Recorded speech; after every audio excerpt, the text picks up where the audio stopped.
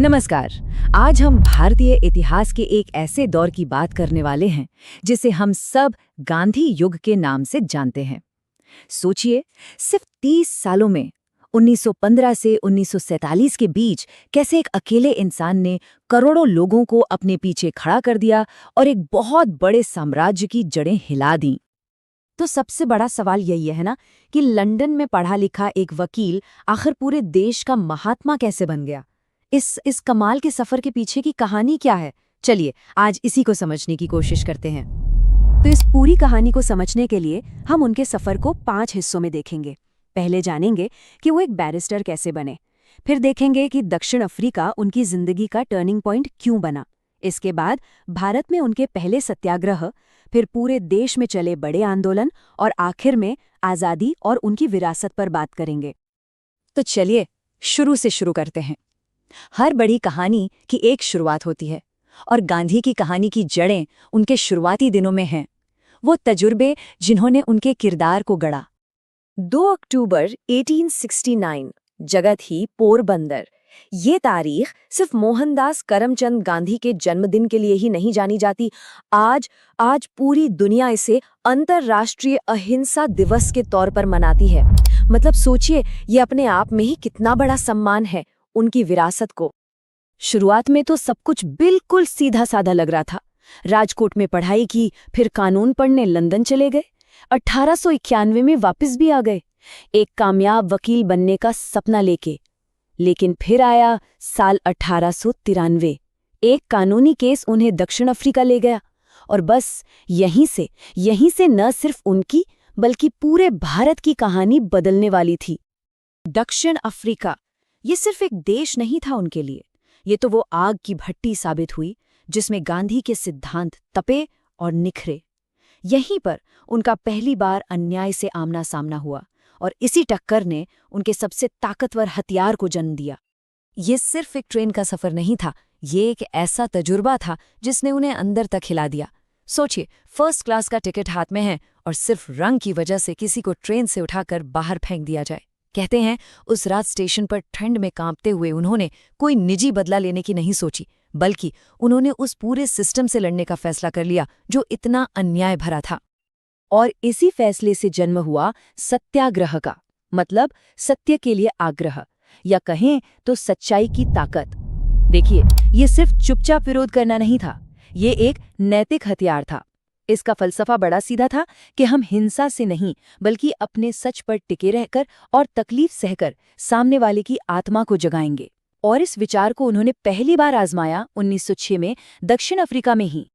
एक बात समझनी बहुत जरूरी है, गांधी सिर्फ एक आइडिया देने वाले इंसान नहीं थे, वो एक जबरदस्त ऑर्गेनाइजर भी थे। उन्होंने सिर्फ बातें नहीं की, उन्होंने संस्थाएं खड़ी की, अपने लोगों के हक के लिए नटाल इंडियन कांग्रेस बनाई, अपनी बात दूर दूर तक पहुंचाने के लिए इंडियन ओपिनियन अखबार निकाला, और तो और अपने विचारों को असल जिंदगी में जीने के लिए फीनिक्स आश्रम और टॉल्स्टॉय फार्म जैसी बस्तियां बसाईं। मतलब वो विरोध का एक पूरा का पूरा इकोसिस्टम बना रहे थे। तो दक्षिण अफ्रीका में पूरे 21 साल गुजारने के बाद, सत्याग्रह को एक कामयाब हथियार के तौर पर स्थापित करने के बाद 9 जनवरी 1915 को गांधी भारत वापस आए। लेकिन अब वो पहले वाले मोहनदास नहीं थे, वो एक तजुर्बेकार लीडर बन चुके थे और पूरा भारत जैसे उन्हीं की राह देख रहा था। और हाँ, इसी खास दिन को आज हम सब प्रवासी भारतीय दिवस के तौर पर मनाते हैं। अब असली इम्तिहान भारत की धरती पर होना था। सवाल ये था कि जो सत्याग्रह दक्षिण अफ्रीका में कामयाब हुआ, क्या वो भारत की मुश्किलों के सामने भी टिक पाएगा? इसका पहला टेस्ट हुआ कुछ छोटे लोकल मामलों में। तो सबसे पहला पड़ाव था 1917 में बिहार का चंपारण। वहां के किसानों से 3 कठिया सिस्टम के तहत जबरदस्ती नील की खेती करवाई जा रही थी और वो बेचारे बर्बाद हो रहे थे। राजकुमार शुक्ल नाम के एक स्थानीय नेता ने उन्हें बुलाया, गांधी वहां गए और कमाल की बात यह है कि बिना किसी लड़ाई झगड़े के, सिर्फ कानून ना मानकर, उन्होंने अंग्रेजों को अपनी बात मनवाने पर मजबूर कर दिया। ये भारत में उनकी पहली और बहुत बड़ी जीत थी। चंपारण की जीत का असर इतना जबरदस्त था कि इसी दौरान गुरुदेव रविंद्रनाथ टैगोर ने उन्हें पहली बार महात्मा का खिताब दिया, मतलब एक महान आत्मा। और बस ये नाम फिर हमेशा के लिए उनके साथ जुड़ गया। ठीक अगले ही साल 1918 में अहमदाबाद में मिल मजदूरों की हड़ताल हुई और यहाँ गांधी जी ने अपने आंदोलन के तरकश से एक नया हथियार निकाला, भूख हड़ताल। खुद को तकलीफ देकर सामने वाले पर नैतिक दबाव बनाने का ये तरीका भी बेहद कामयाब रहा। तो इन छोटी छोटी जीतों ने एक बात तो साफ कर दी थी, सत्याग्रह काम करता है। अब गांधी जी की नजरें बड़े लक्ष्य पर थी। अब बारी थी छोटे छोटे मुद्दों से आगे बढ़कर पूरे देश को ब्रिटिश हुकूमत के खिलाफ एक साथ खड़ा करने की। और इसके बाद तो जैसे आंदोलनों की एक लहर सी आ गई। ये जो टाइमलाइन है ये दिखाती है कि कैसे ये संघर्ष साल दर साल बड़ा होता गया। 1919 में रॉलेट एक्ट जैसे काले कानून का विरोध हुआ।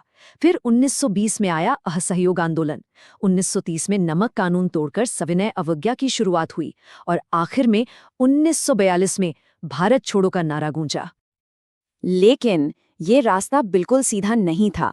एक बहुत बड़ा मोड़ आया 1922 में, जब चौरी चौरा में एक गुस्साई भीड़ ने पुलिस थाने में आग लगा दी। जानते हैं गांधी ने क्या किया? उन्होंने अपने पूरे जोरों पर चल रहे असहयोग आंदोलन को एक झटके में वापस ले लिया। उन्होंने इसे अपनी हिमालयन ब्लंडर यानी हिमालय जितनी बड़ी भूल कहा।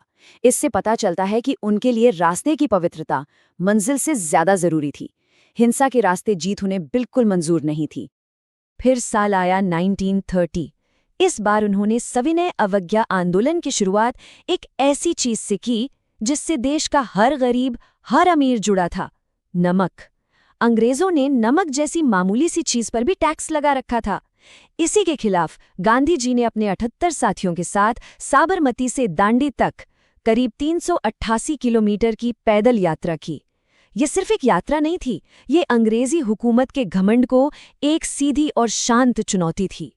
चलिए अब कहानी के आखिरी हिस्से की तरफ बढ़ते हैं, आज़ादी की सुबह और वो विरासत जो गांधी हमारे लिए छोड़ गई। गांधी को लोगों ने अलग अलग नज़रियों से देखा और ये उनके नामों से साफ जाहिर होता है। टैगोर ने उन्हें महात्मा कहा तो सुभाष चंद्र बोस ने उन्हें राष्ट्रपिता का दर्जा दिया। दूसरी तरफ ब्रिटेन के प्रधानमंत्री विंस्टन चर्चिल ने उनका मजाक उड़ाते हुए उन्हें अदनंगा फकीर कहा। और एक वक्त था जब अंग्रेज़ों ने ही उन्हें कैसरे हिंद का खिताब दिया था, जिसे बाद में उन्होंने लौटा दिया। हर नाम अपने आप में एक अलग नज़रिया, एक अलग कहानी है। और फिर आया 8 अगस्त 1942 का दिन। अंग्रेज़ों के खिलाफ आखिरी लड़ाई का ऐलान करते हुए गांधी ने वो नारा दिया जो इतिहास में अमर हो गया, करो या मरो। मतलब साफ था, अब या तो पूरी आज़ादी या फिर इस कोशिश में जान दे देंगे। नारा देते ही अगले ही दिन 9 अगस्त को उन्हें गिरफ्तार कर लिया गया।